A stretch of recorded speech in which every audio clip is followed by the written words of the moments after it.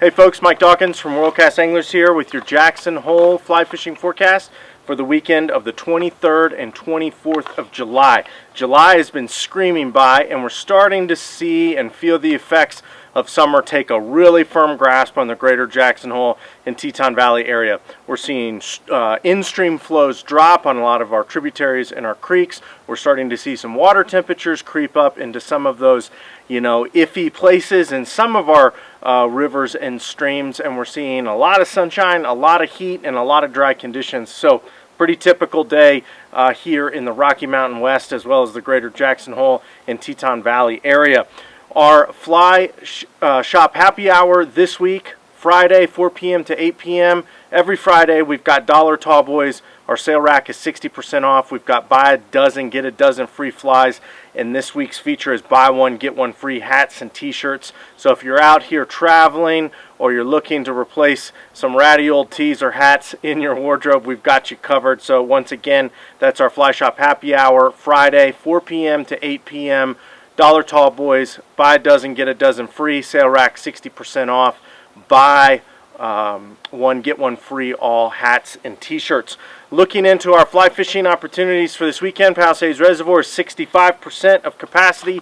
Jackson Lake is 45% of capacity. So we're starting to see our reservoir loads start to drop as consumptive water users downstream start using more water, mostly for agricultural purposes. Saturday and Sunday, it's going to be hot. We're looking at daytime temperatures, lower South Fork, they're going to be up there in the lower 90s. The greater Jackson area, it's going to be in the mid 80s. Lots of sun. Bring your sunscreen, solar hoodies, buffs, because this is a hot scorcher summer weekend, so get ready for it both on Saturday and Sunday.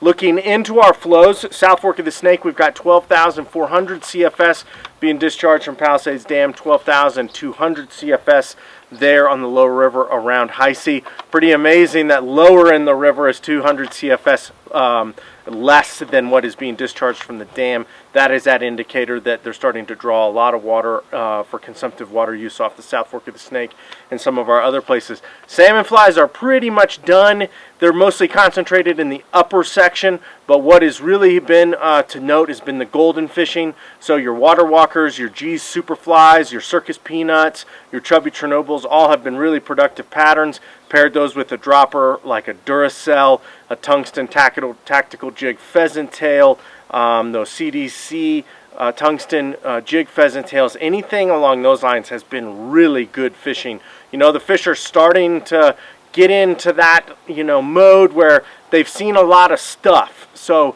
concentrate on getting into some of those sneaky little areas.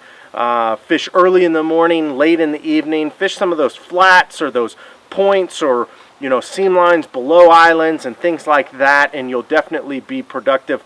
PMDs, yellow sallies on the riffles, they've been a little bit hit or miss here and there, but the name of the game has been the golden stone fishing on the river from top to bottom. The Snake, 2,110 CFS being discharged from Jackson Lake Dam, 4,730 CFS going into Palisades Reservoir before the salt and the grays. So there's your net value, net loss. You've got 4,730 CFS going into Palisades Reservoir, plus the salt and the grays, you've got 12,400 CFS being discharged. So that is where we're seeing our net loss in our reservoir levels.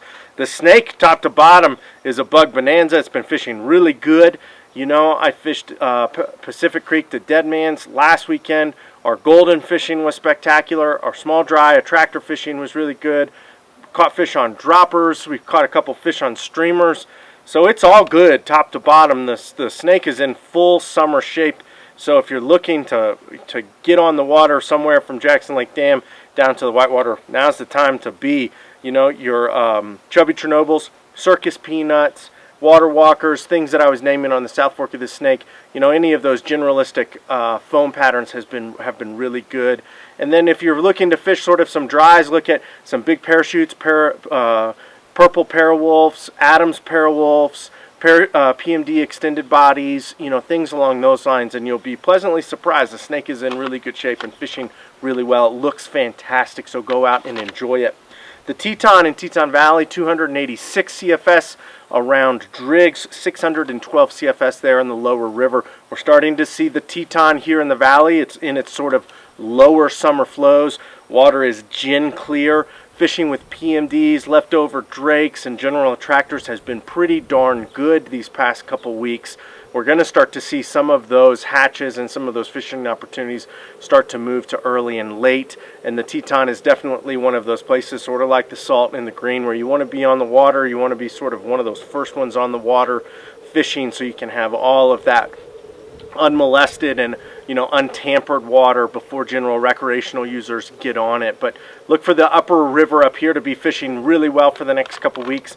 The canyon section is getting a tad low. Water temperatures on that lower river, like Old Dam to Hog Hollow, they're still safe for fishing, but they're starting to creep up into some of those areas, of the sort of dog days of summer. But that dry dropper fishing and streamer fishing in the Teton Canyon has been very solid as well. The Henry's Fork, 1,500 CFS being discharged from the box, 2,270 CFS there on the lower river. The lower river, after a really good, spring and early summer, it's definitely started to wane off. We got a couple extra weeks, this year because we had such cold in-stream flows during the winter season that usually we start to see that area of the river taper off around the 4th of July. But of recently, we're starting to see a lot of weed growth, a lot of vegetation growth. Bug activity has really sort of tapered off. You're seeing some PMD spinners and some caddis in the morning, maybe a drake spinner or a flav spinner here and there. And then the rest of the time has been fed with terrestrials. I'm not saying it's not a place to go fishing. Dissolved oxygen water levels are still really good. Clarity is really good. It's just one of those places where you want to be a little bit more careful than maybe fishing the South Fork of the Snake or the Snake. Look for those early morning opportunities when the water temperatures are at the coolest to be the best. And, you can plug some of those sunny, midday periods or those bugless periods with terrestrials, the beginning of hoppers, beetles, these cicadas that have been around. Any of those types of things can all be productive. The Box Canyon at 1,500 CFS is a pretty quick ride. You can make the most of it right now. Nymphing has been really good now that the water levels are high and pretty swift. Larger patterns, rubber legs, Duracells, bullet quills, perdigons, all that stuff has been really good up there. Some of the areas where it starts to soften up, the dry dropper fishing is still really solid. The ranch has been spotty here and there, with these higher flows. PMDs, the brown drakes, some caddis and some things along those lines. The turbidity has been quite high coming out of Island Park Reservoir down towards the Pine Haven stretch, so you'll have to keep that in mind. But, with flows of 1,500, Riverside, Hatchery Ford, Lower Mesa, some of those other things are very viable options right now, especially with all that cold, clean water running through there. In times when there's less water coming out of Island Park Dam, those midsummer opportunities on those stretches would be pretty limited. But if you're looking to do something different and maybe get away from some of the crowds, that would be one I would check out. So once again, we got some great fishing opportunities top to bottom all around Jackson Hole and Teton Valley area. Name in some of our tributaries like the Hoback, the Grays, the Salt, Pine Creek, Bear Creek, McCoy Creek, anywhere that you're going to go in that walk-wade oriented mentality, you'll be pleasantly surprised. Pack a backpack and a lunch and go walking for a little bit. Maybe check a new river or stream off the list this time of year and check out something different. And, there's more walk-wade opportunities in this area for multiple lifetimes to explore. So maybe dive into it a little bit this year. So once again, thanks for tuning in. Fly Shop Happy Hour Friday, 4 p.m. to 8 p.m. Dollar Tall Boys.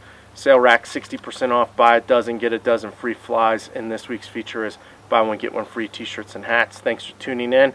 Have a great weekend and a safe weekend on the water, and we'll see you here next week.